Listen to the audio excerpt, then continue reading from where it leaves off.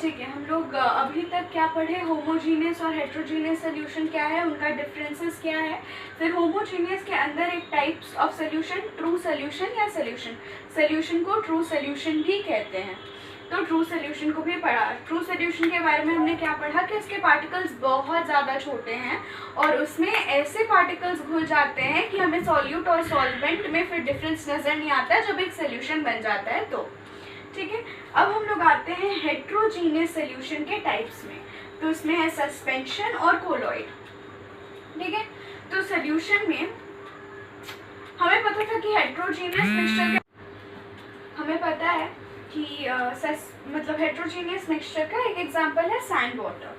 और सैंड के पार्टिकल्स, अगर हम एक पार्टिकल को देखें तो वो कितना छोटा है, लेकिन सोल्यूशन या ट्रू सोल्यूशन का सोल्यूट का पार्टिकल्स जब सोल्यूशन बन जाता है उसके बाद कितना ही छोटा होता है कि हमें दिखता नहीं है।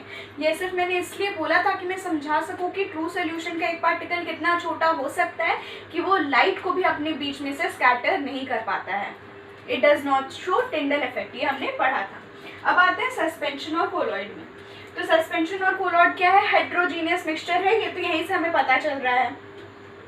तो सिंपल सा बात है, वो दोनों हेट्रोजीनियस मिक्सचर है, लेकिन सस्पेंशन में क्या होता है, सोल्यूट पार्टिकल्स डिसॉल्व नहीं करते हैं और सस्पेंडेड रहते हैं। सस्पेंडेड मतलब क्या, वो जैसे कि पानी है, पानी में सैंड हमने डाल दिया और फिर वो डिस्पर्स्ड रहता है, वो कैसे भी घुलता है, ऐसा नहीं कि वो यूनिफॉर्मली हर जगह पे फैला हुआ है, नहीं, वो कैसे भी हो सकता है, इस साइड ज़्यादा उस साइड कम, ऐसा हो सकता है और फिर फाइनली वो सेटल डाउन हो जाता है इवेंचुअली जब हमने उसे अनडिस्टर्ब छोड़ दिया। पर जैसे ही हमने डाला, ज़रूरी नहीं है कि पूरे वाटर में वो यूनिफॉर्मली स्प्रेड हो रहा है, वो कैसे भी डिस्पर्स्ड रहता है। तो सस्पेंशन क्या है, एक हेट्रोजीनियस मिक्सचर जिसमें सोल्यूट पार्टिकल्स डिसॉल्व नहीं करते और सस्पेंडेड रहते हैं। और कैसे, the particles are dispersed in liquid phase. Liquid phase मतलब लिक्विड में। ठीक है,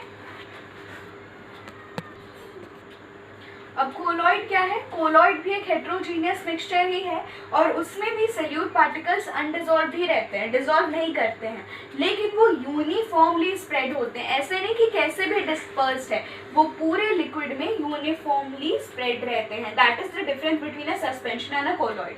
और कोलॉइड के पार्टिकल्स भी इतने छोटे होते हैं कि ऐसा अगर हम कोलॉइड को देखते हैं तो लगता है कि देखकर वो घुल गया है, वो पानी के साथ या लिक्विड के साथ घुल गया है, पर ऐसा सच नहीं है।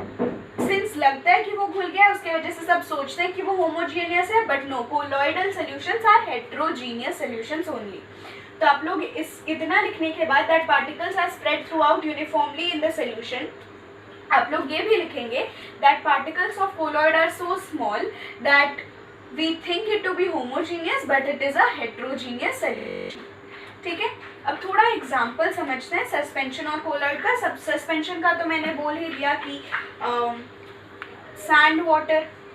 कोलॉइड का एग्जाम्पल है जेली। आप लोगों ने अगर जेली देखा होगा या कभी खाया होगा, टॉफीज आती है छोटी छोटी, वो सारी जो जेलीज रहती है उसमें छोटे छोटे सोल्यूट पार्टिकल्स होते हैं जो घुले हुए नहीं होते हैं, पर वो नेकेड आई से हमें नहीं दिखते हैं, वो सिर्फ माइक्रोस्कोप के अंदर ही दिखेंगे क्योंकि पार्टिकल्स आर वेरी स्मॉल। ठीक है, तो एक एग्जांपल हुआ कोलॉइड का जेली। दूसरा है बटर। फिर एक चीज होता है जिलेटिन, ये भी खाना बनाने में यूज होता है। It is kind of a paste, it's mostly used in making jelly only. अब हमने थोड़ा थोड़ा जाना कि सस्पेंशन और कोलॉइड क्या है, तो अब हम लोग उसकी प्रॉपर्टीज भी डिस्कस कर लेते हैं। मैंने ट्रू सोल्यूशन के भी प्रॉपर्टीज लिखे थे, तो आप लोग ट्रू सोल्यूशन, सस्पेंशन और कोलॉइड तीनों का एक साथ टैबुलेट करके लिखेंगे। मेरे पास यहाँ पे जगह नहीं है तो मैं नहीं लिख रही हूँ। ठीक है, तो सस्पेंशन का पार्टिकल साइज होता है 10 to the power -3 मीटर और कोलॉइड का पार्टिकल साइज होता है 10 to the power -6 मीटर। तो यहाँ पे आपको समझ में आ रहा है कि सस्पेंशन के पार्टिकल्स कितने बड़े हैं कोलॉइड के पार्टिकल से। अब वैसे एक डाउट होता है सबका, मेरे को पता है, मेरे को भी था शायद जब मैं छोटी थी, कि सस्पेंशन का मैंने बोला कि पार्टिकल साइज सबसे ज़्यादा बड़ा है, ट्रू सोल्यूशन से भी ज़्यादा, कोलॉइड से भी ज़्यादा, लेकिन सस्पेंशन के एक्सपोनेंट में हमें सबसे छोटा डिजिट दिख रहा है, तो फिर ये सबसे बड़ा क्यों है? क्योंकि माइनस नेगेटिव नंबर्स में जो सबसे बड़ा होता है वही सबसे छोटा होता है। तो इस पॉइंट को याद रखेंगे जब भी पढ़ेंगे, ठीक है। अब सस्पेंशन की प्रॉपर्टीज को पहले डिस्कस कर लेते हैं पूरा। तो साइज तो है 10⁻³ मीटर और उनको हम लोग नेकेड आई से देख सकते हैं। जैसे आपने सैंड वाटर लिया तो आपको सैंड दिखता है, सैंड सल्यूट है, आपको दिखता है सैंड पानी में। Third is shows Tyndall effect. Tyndall effect मैं आपको विस्तार से इसके बाद ही बताऊंगी, पर क्या है, लाइट को स्कैटर करता है, स्कैटर्स लाइट। मतलब अगर हमने सैंड वाटर से लाइट को पार किया तो वो लाइट को स्कैटर कर देता है और एक पाथ हमें लाइट का दिखाई देता है जो स्कैटर्ड होता है, ठीक है। नेक्स्ट है कि अगर हमने सस्पेंशन को अनडिस्टर्ब छोड़ दिया तो वो सेटल डाउन हो जाता है। ये भी मैंने बार बार बोला चिल्ला चिल्ला के कि settle down when undisturb. Next है कि सस्पेंशन अनस्टेबल होता है, it is not a stable solution, it is unstable. और सस्पेंशन को हम लोग फिल्टर करके सेपरेट कर सकते हैं, सल्यूट और सॉल्वेंट को फिल्टर करेंगे तो सेपरेट हो जाएगा। सैंड और वाटर हम लोग अलग अलग कर सकते हैं। सैंड वाटर का इसलिए एग्जांपल ले रही हूँ क्योंकि इजी है, आप लोगों को समझने में आसानी होगी, ठीक है। ये था सस्पेंशन का सारा प्रॉपर्टीज। अब कोलॉइड का डिस्कस करते हैं। कोलॉइड का साइज क्या है? 10⁻⁻6 मीटर। ट्रू सोल्यूशन के पार्टिकल सबसे छोटे होते हैं, फिर कोलॉइड के, फिर सस्पेंशन के सबसे बड़े होते हैं। ये सीक्वेंस हमेशा याद रखना है। और फिर कोलॉइड के भी जो पार्टिकल्स होते हैं उनको हम लोग नेकेड आइज से नहीं देख सकते। Shows Tyndall effect, this also shows Tyndall effect. ये पार्टिकल्स इतने भी छोटे नहीं होते कि वो लाइट को स्कैटर ना कर सके। सिर्फ ट्रू सोल्यूशन के पार्टिकल्स इतने छोटे होते हैं कि वो लाइट को भी स्कैटर नहीं कर सकते हैं। So the only true solution does not show Tyndall effect. Next is कि जब हम लोग कोलॉइड को अनडिस्टर्ब छोड़ भी देते हैं तो they do not settle down, जबकि सस्पेंशन में they settle down. Colloids are stable and they cannot be separated by filtration। Colloid के पार्टिकल्स को जेली में से आप जेली के पार्टिकल्स और पानी को अलग नहीं कर सकते हैं, तो इसीलिए it cannot be separated by filtration but suspension can be। अब टिंडल इफेक्ट समझने के लिए एक एग्जांपल लेते हैं। एक अंधेरा रूम है, there's a dark room जहाँ पे हमने लाइट नहीं जलाया हुआ है। अब उस डार्क रूम में के बाहर आप खड़े हैं और उसके दरवाजे में आपने एक छोटा सा होल किया, ठीक है। एक टॉर्च जलाया और सिर्फ उस होल से लाइट पार हो रहा है और आ रहा है रूम में, तो आपको क्या दिखता है? सिर्फ वो पाथ ऑफ लाइट दिखता है जो टॉर्च में से आ रहा हो। या सपोज आप रात को जैसे सोते हैं तो आपके रूम की लाइट्स ऑफ होती हैं। अगर आपके रूम में खिड़की है तो आपको फिर भी खिड़की से लाइट आता हुआ दिखता है, और जैसा खिड़की में रॉड लगा हुआ है वो शेप भी आपको दिखता है, क्योंकि लाइट वो रॉड के जगह में से नहीं आ पाता है, वो सिर्फ उतने जगह में से आता है जितने जगह पे ग्लास है या शीशा है।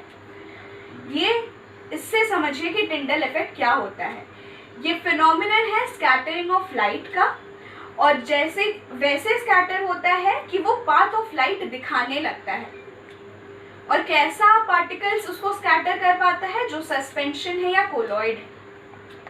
ऐसा पार्टिकल जो ट्रू सोल्यूशन है या फिर जिसका पार्टिकल्स बहुत छोटा है उसमें से लाइट स्कैटर नहीं हो पाता है, तो लाइट का पाथ विजिबल नहीं होता है। तो टिंडल इफेक्ट का आप लोग लिखेंगे डेफिनेशन, और ये डेफिनेशन इंपॉर्टेंट होता है।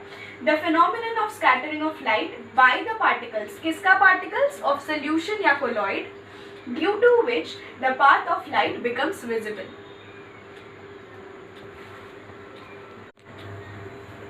अब कोलॉइड में चीज है जो आपको अच्छे से समझना है। जैसे कि सोल्यूशन में क्या था? सल्यूट और सॉल्वेंट।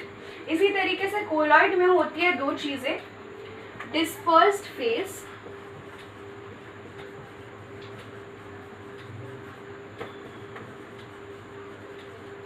और डिस्पर्सिंग मीडियम।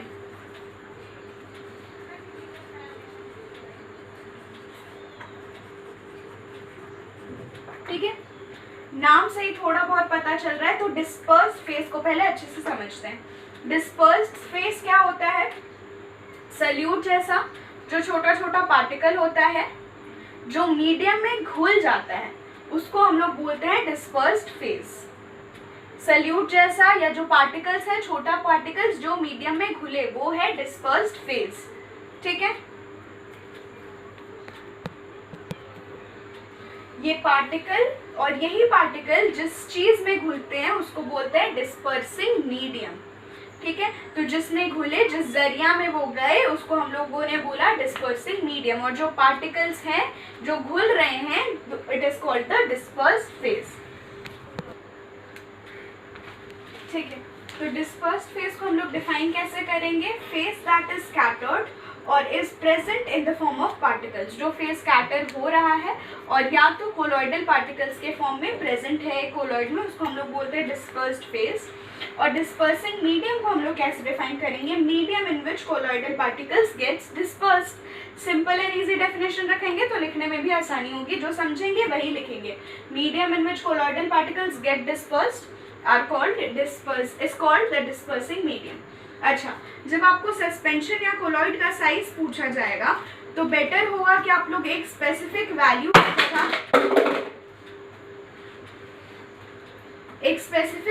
के जगह पूरा रेंज लिखें। ट्रू सोल्यूशन का तो ठीक है, पर कोलॉइड का पार्टिकल का साइज का लिखेंगे between 10 to the power -4 to 10 to the power -7। Colloid का साइज लिख लेंगे between 10 to the power -4 to 10 to the power -7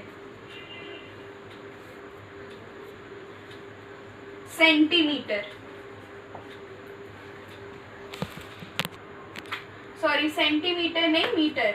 तो between 10 to the power -4 to 10 to the power -7 metre.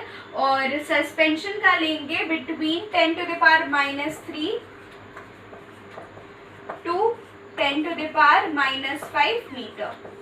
ठीक है, एक और बात, कोलॉइडल सोल्यूशन को सॉल्व भी कहते हैं। कोलॉइडल सोल्यूशन को सॉल्व भी कहते हैं।